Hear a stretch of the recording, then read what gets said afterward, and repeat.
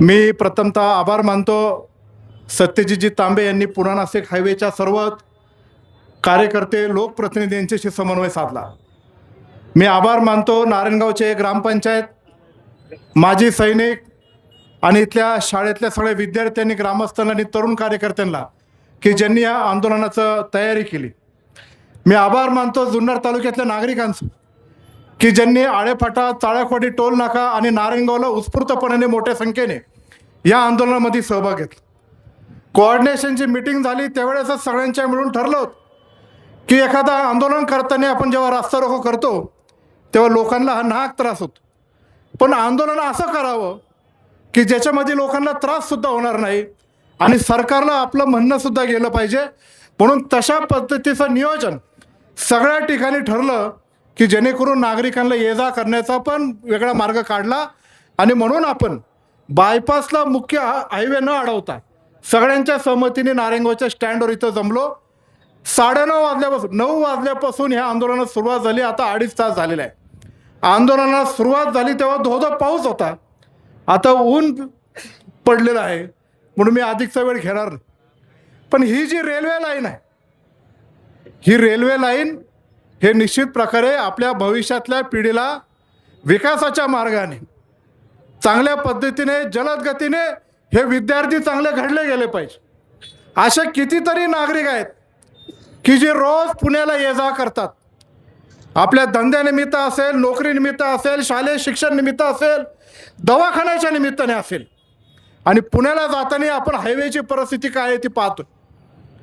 पण चाकणचा traffic jam असेल, पुढं मोशीला असेल किंवा कितीतरी वेळ आपल्याला जेव्हा ही रेल्वे होणार, अनेकांनी भावना व्यक्त केली की सुरेश कलमाडी खासदार साहेब असल्यापासून आपण ते रेल्वेचं ऐक, त्यानंतर रामकृष्ण मोरे असतील, किसनराव बानकेले साहेब असतील, शेडबाबा शेरकर असतील, अशोकांना मोळ असेल, शिवाजीदादा आढळराव पाटील असतील आणि आत्ताचे खासदार आपले अमोल कोल्हे असतील, सर्वांनीच त्यांच्या परीने प्रयत्न केला।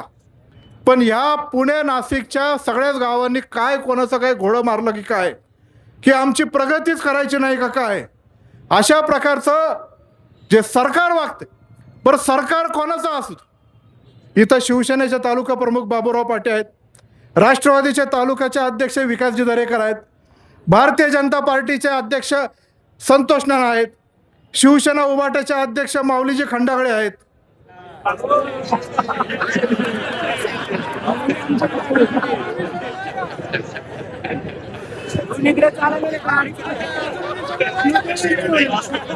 तुमच्याकडे नाही का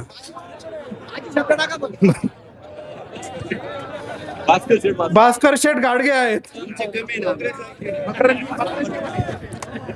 महाराष्ट्र नवनिर्माण सेनेचे मकरंजी पाटे आहेत, काँग्रेस आहे पक्षाचे तालुका अध्यक्ष अंबरशेठ परदेशी आहेत, राष्ट्रवादी काँग्रेस पक्षाचे शरदचंद्रजी पवार साहेब पक्षाचे तुषारभाऊ थोरात हे आळेपाटाच्या तिकडे आंदोलनामध्ये आहेत।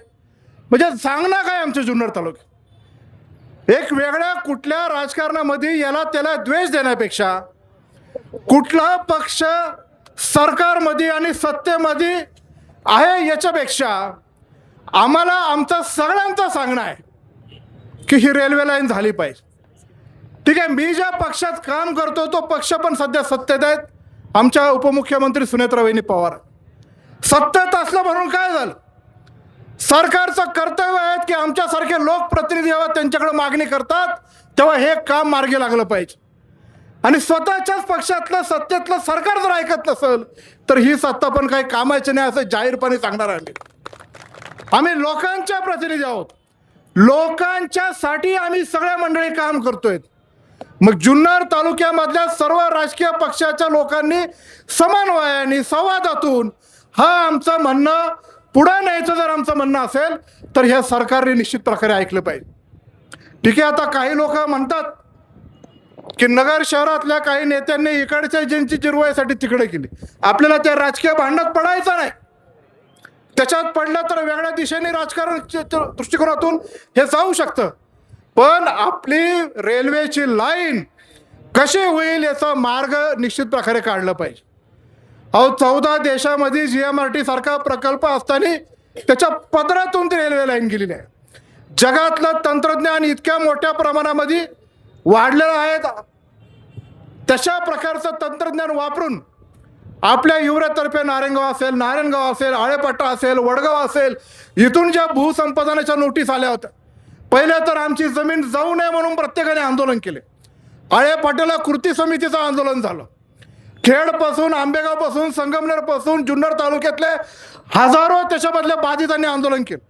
पण त्यांच्याही नंतर लक्षात आलं की रेल्वे गेल्याशिवाय पर्याय नाही, आपला त्याग होईल, पण आपल्या पुढच्या पिढीला सुकर करण्यासाठी हाच मार्ग योग्य आहे.